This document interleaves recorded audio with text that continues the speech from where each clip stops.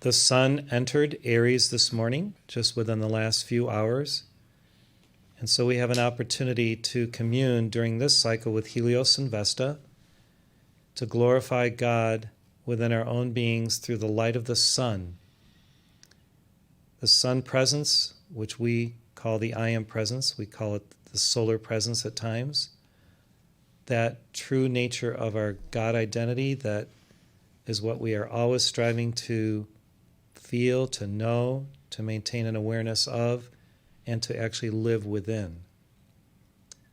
The ideal for us, the very high ideal, is to live within our divinity, the highest vibration, our super conscious state of being, to live within that and to manifest that and to try never to wane from that reality in terms of where we are in consciousness. So even as we're involved in mundane things in the world, as we know, a part of ourself is always attentive to the voice of the I Am. And the voice of the I Am really is our conscience. We've heard in the I Am activity that term, voice of the I Am. In fact, I think it was even the name of a pamphlet that they put out regularly, the voice of the I Am. Well, really, the voice of our own I Am God presence is that higher self, always in communication with us, always responsive to our human and our divine needs or requirements of the hour. So when we are in alignment with that, we really have the wherewithal, the inspiration through attunement to access what our God presence, what our solar presence is communicating, sharing with us, speaking within us as essential. So I love this word essential because what is really essential for us? Our essence. The essence of God within, the light, the spirit, our soulfulness, our beingness.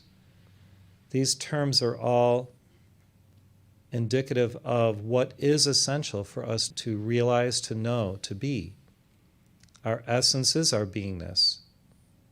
As Richard Bach said in one of his books, or a number of his books, it's the isness of our true self. And when we attune to this, when we attempt to glorify God through this sacred isness, then everything becomes clear, everything becomes luminous and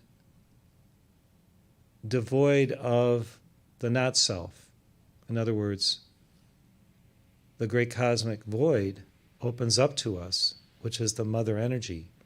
And we just put aside those things which no longer serve us, aspects of our ego, aspects of our human nature, the dweller in the threshold, that which is not permanent, what is really unreal or mayic.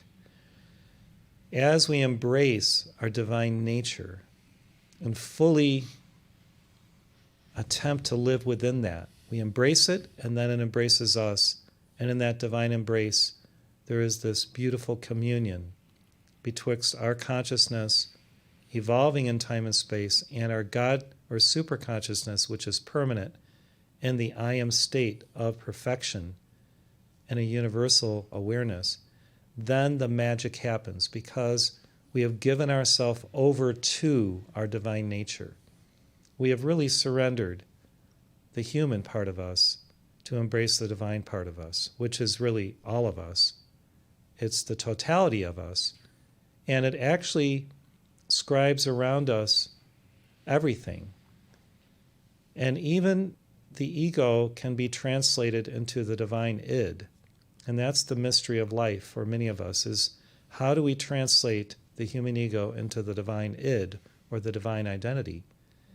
And when we solve that equation of how to allow for this mysterious and magnanimous and miraculous manifestation of the translation of our lower nature into the higher, then we can really have our beingness fully in that divine presence and in spirit.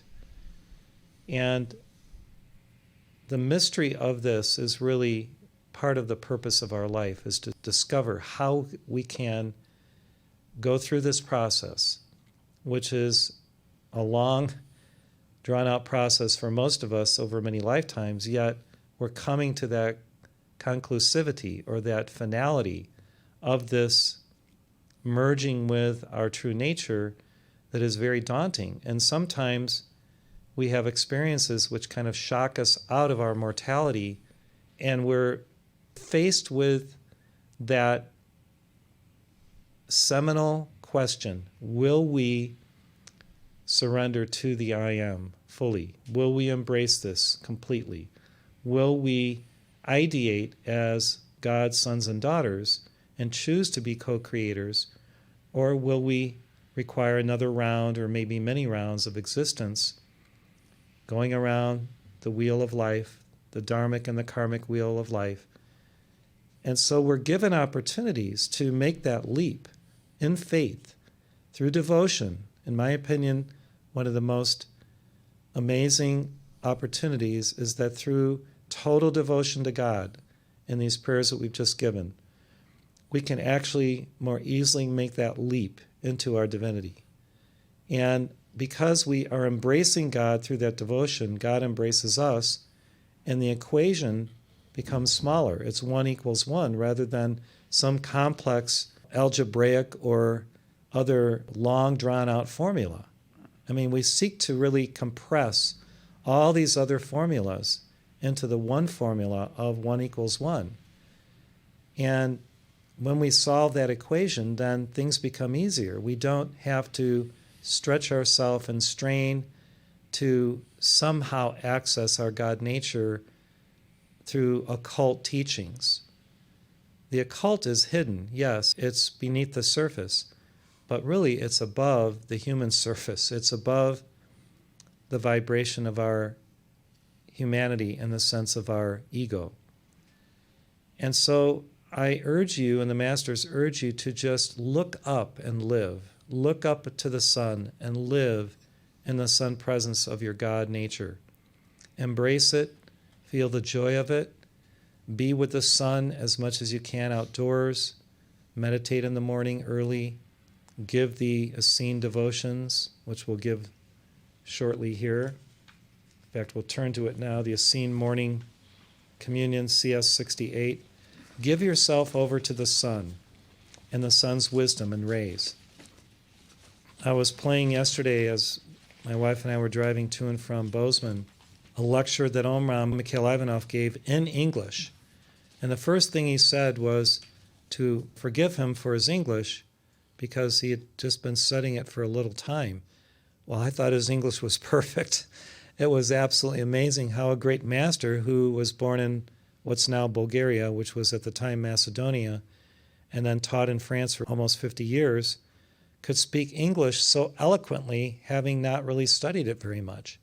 That shows his total mastery. And his teaching was on light and on the sun. And it was so profound that I encourage you to secure this teaching from our store if you'd like. And I do believe we sell this disc with a booklet that's absolutely phenomenal. It's in English, and it's worth it just to hear the master speaking in the English language. It is absolutely phenomenal.